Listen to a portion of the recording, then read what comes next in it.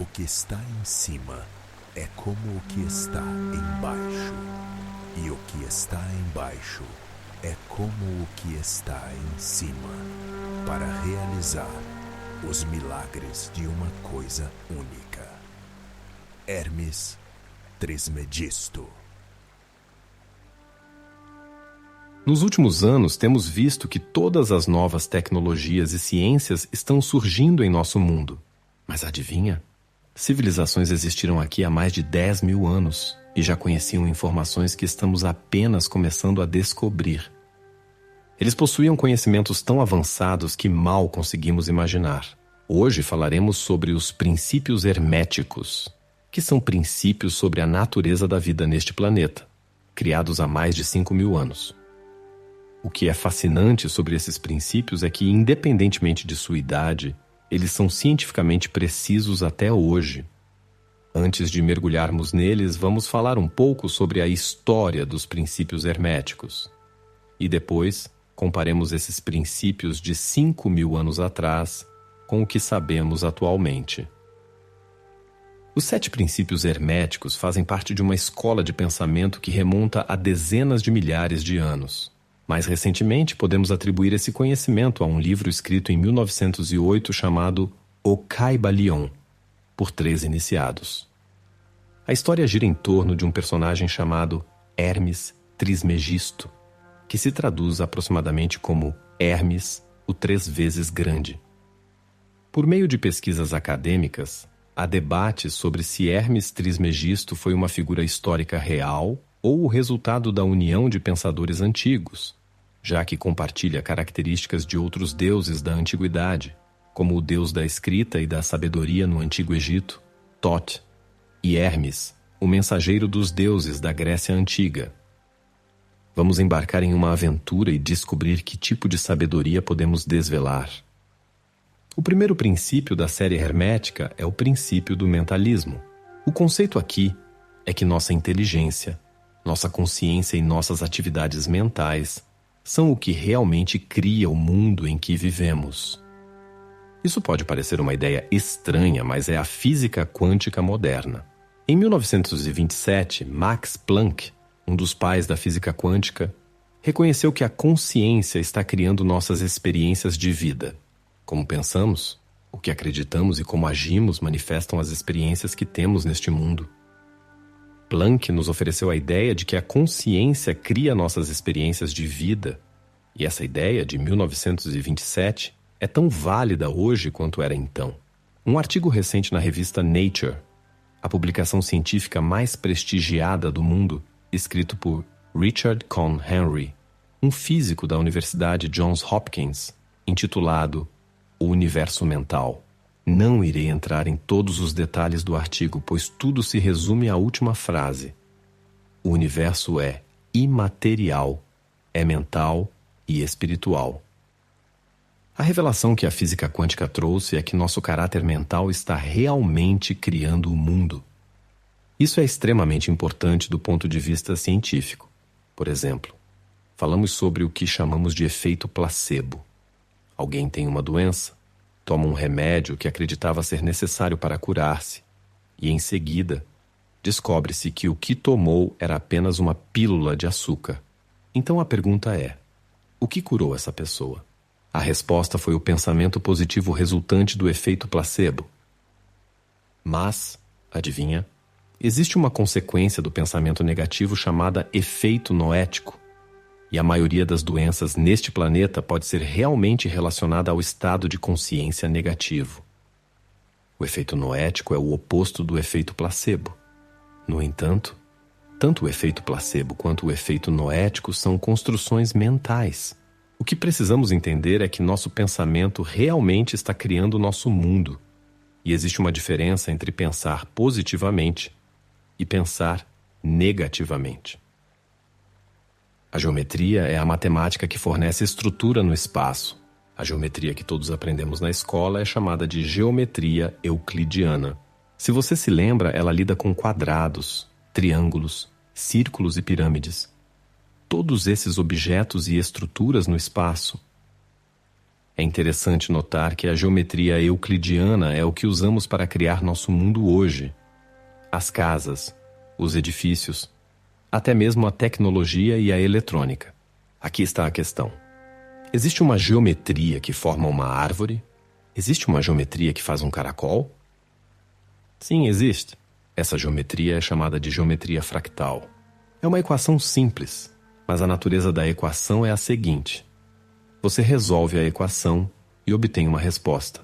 A parte interessante é que você pega essa resposta e a insere de volta na mesma equação. Resolve novamente e obtém outra resposta. É uma iteração, uma repetição do mesmo padrão, usando a mesma fórmula original. Como você está usando a mesma equação, os padrões na geometria se repetem em níveis mais altos ou mais baixos de organização. Portanto, se você está tentando entender um padrão em um nível mais alto de organização, pode voltar e procurar o mesmo padrão em um nível inferior dessa matemática. Entender isso em um nível inferior e depois aplicar essa informação para compreender o nível superior. Isso se resume a algo que você ouviu a vida inteira. Assim é acima, assim é abaixo. Basicamente, você pode ver a estrutura do universo em padrões que se replicam de maneira autossimilar em qualquer nível de organização. Um exemplo que uso com frequência é a biologia celular. Você pode olhar para o corpo humano e ver todas as suas funções, que são muito complexas, com cerca de 50 trilhões de células. Mas, adivinha, em uma única célula nucleada do seu corpo, todas as funções que você tem já estão presentes na célula. A célula possui respiração, digestão, excreção e até mesmo um sistema imunológico. É o mesmo mecanismo usado na organização superior, que é o corpo humano. Isso nos leva a um princípio fundamental da geometria fractal.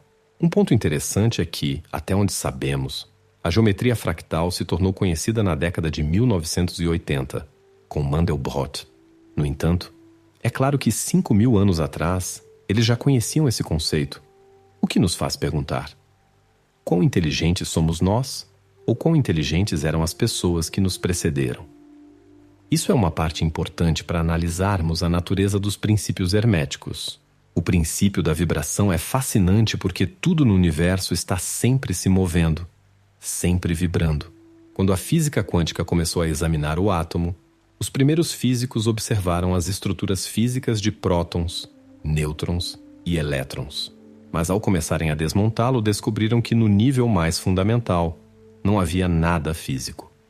Era um vórtice de energia. Você pode visualizar a energia jogando uma pedra em um lago. A energia da pedra, ao atingir a água, é traduzida em ondas no lago. As ondas são a forma da energia. Os átomos são vórtices giratórios de energia e, nesse processo, eles produzem ondas que se espalham pelo espaço. Tudo no universo físico é baseado em átomos, e todos os átomos são vórtices de energia com ondas que se irradiam. Os átomos são como nanotornados. Consideremos um tornado verdadeiro. É um vórtice giratório de energia. Tente dirigir seu carro em um tornado. À medida que você se aproxima, o campo de força dessa vibração pode levantar seu carro e jogá-lo para longe. Os vórtices de energia, como os nanotornados, têm campos de força. Você pode ver um tornado com todos os detritos e poeira sendo levantados pelo vento e espalhados ao redor. Se você retirar a sujeira e a poeira do tornado, ainda será um campo de força de energia mesmo que não possa vê-lo. Uma força de energia é invisível, mas você pode senti-la, pois ela exerce pressão sobre você. Acreditamos que os antigos não falavam de física quântica, mas na verdade, eles entendiam a natureza da vibração. Mesmo vivendo em um mundo que parece físico, essa sabedoria antiga está embutida nos princípios herméticos. O princípio hermético da polaridade fala sobre o fato de que existem opostos, mas eles são a mesma coisa. Como podem ser opostos e ainda assim serem a mesma coisa? Vamos voltar à compreensão de um átomo. Já mencionei que você pode observar sua ação através das ondas em um lago. O que realmente acontece é que essas ondas formam o que chamamos de onda senoidal. Uma onda senoidal sobe e desce, e existe um ponto médio. Se você observar a onda quando ela sobe, podemos dizer que isso é positivo. Mas quando ela desce até o ponto médio, isso se torna negativo. Falamos sobre um gráfico com uma linha positiva acima e negativa abaixo, mas a mesma onda é positiva em uma parte e negativa na outra. As polaridades representam uma extensão de um contínuo, onde um lado é um extremo e o outro lado é o outro extremo. Eles vêm da mesma onda que sobe e desce. Quando olhamos para o mundo, tendemos a focar nas polaridades, como bom e mal, noite e dia. Todas essas polaridades que geramos representam a mesma vibração. Isso é importante para entendermos, pois temos a tendência de nos movermos para um lado da polaridade e depois para o outro. Isso cria problemas em nosso mundo, especialmente quando dividimos questões como política ou qualquer nível de consciência. Dizemos que um lado pensa de uma maneira e o outro lado de outra, mas, na verdade, todos estão na mesma frequência. É importante entender onde devemos estar nessa onda, no ponto médio. Se você diz que o lado negativo não deve fazer parte da sua vida e apenas se concentra no lado positivo, não verá o quadro completo. É preciso observar ambos os lados para entender a totalidade da experiência da vida. Essas experiências de vida revelam a polaridade entre o bem e o mal. São ensinamentos que aprendemos ao longo do caminho, o que é bom e o que é ruim, e reconhecemos que todos estão na mesma faixa emocional. Essa não é uma ideia moderna. É uma ideia que existe há milhares de anos, mas que agora faz sentido no mundo da física quântica, da energia, da vibração e das frequências. Os princípios herméticos se basearam em um conhecimento muito anterior ao que estamos começando a reconhecer agora. O princípio que lida com o ritmo nos lembra de um fato muito simples. Todos os átomos são, na verdade, vibrações de energia. Uma vibração tem um ritmo. Há uma fase de subida e uma fase de descida. Podemos aplicar isso em nossas vidas. Existem momentos em que estamos em harmonia com a fase de subida, que são os momentos bons, e há momentos em que parecemos fora de harmonia, que correspondem à fase de descida. Se você puder se engajar e escolher, poderá surfar na onda e tornar sua vida mais suave, evitando as mudanças abruptas entre o bem e o mal. É um fluxo, uma frequência que historicamente caracteriza muito da história deste planeta. Os povos indígenas, por exemplo, entendiam esse ritmo, viviam em equilíbrio no meio, para que suas vidas fossem harmoniosas. É interessante notar que em nossa evolução social, começamos no equilíbrio, passando pela espiritualidade com o politeísmo, depois a espiritualidade suprema do monoteísmo, e houve uma revolta conhecida como a Reforma Protestante, onde se começou a questionar se a matéria não era tão ruim quanto a Igreja afirmava. A Igreja estava no topo da polaridade enquanto a matéria era vista como negativa. À medida que esse fluxo se movia para o material, começamos a descartar a espiritualidade e a matéria tornou-se a coisa mais importante. De repente, nos encontramos pensando que não precisávamos mais do espiritual, pois tínhamos os genes, que passaram a ser vistos como a fonte da experiência física. No entanto, houve um momento em que as pessoas começaram a perceber que existia algo mais além do mundo físico e começaram a olhar para a cura de uma forma diferente, reconhecendo que poderiam curar-se com energia, com a consciência. Assim, conforme recuamos e olhamos para o fluxo, percebemos que existe uma onda que sobe e desce, e essa onda é o exemplo do ritmo. Se você juntar os dois, criará uma vibração que vai para cima e para baixo.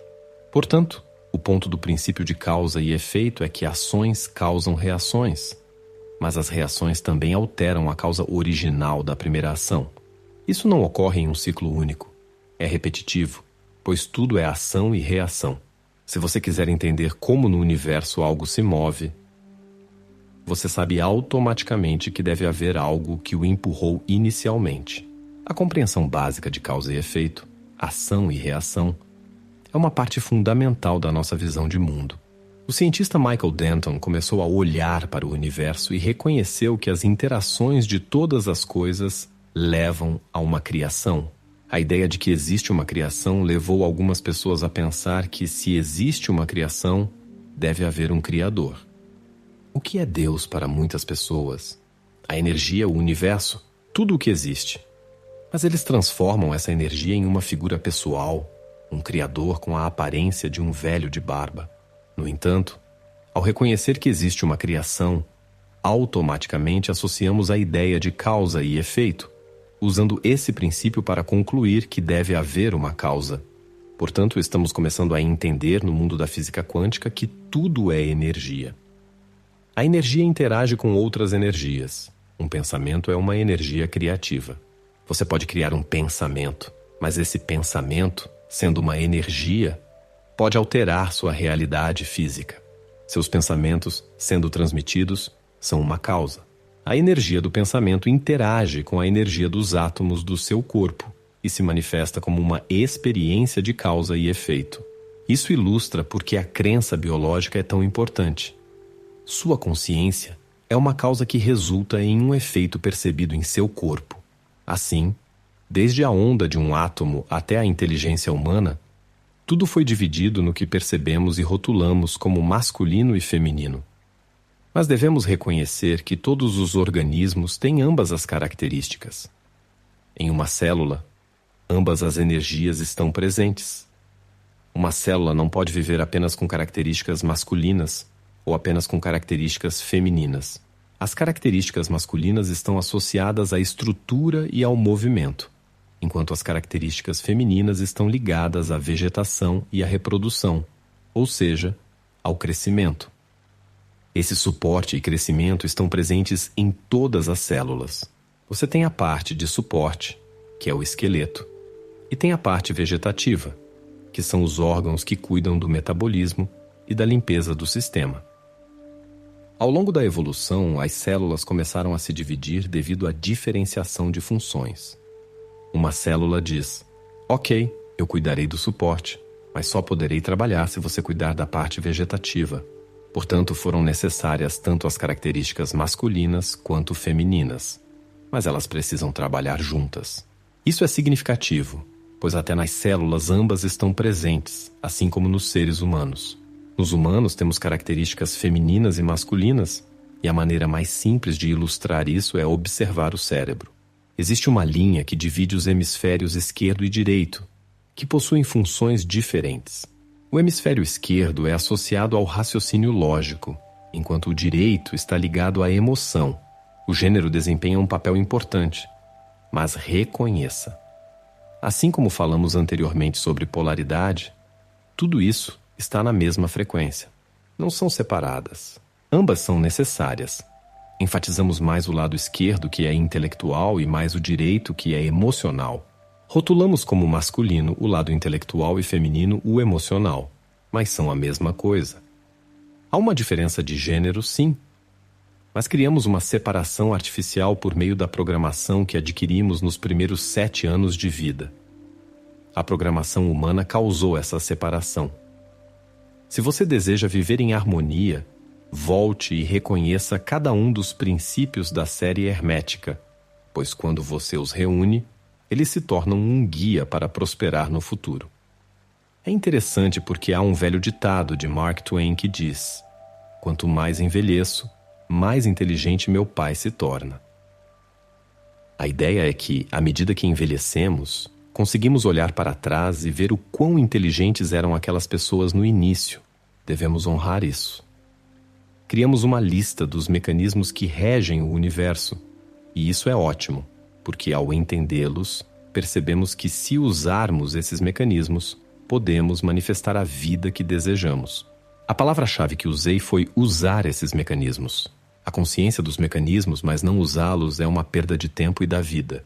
Você precisa aplicar esses princípios na maneira como vive, pois são os princípios que determinam o caráter da vida. O que você valoriza neste mundo? O que te excita e faz você sentir prazer em viver aqui? Descubra o que move seu coração, o que te faz sentir bem e faça disso uma intenção. Não é apenas conhecimento, mas uma intenção que significa que estou direcionando meus esforços para algo. O que você está buscando em sua vida? Essa é a grande questão, pois a maioria de nós se concentra no que não quer. Se revisarmos os princípios herméticos, eles nos dizem que o que está em sua mente pode ser manifestado.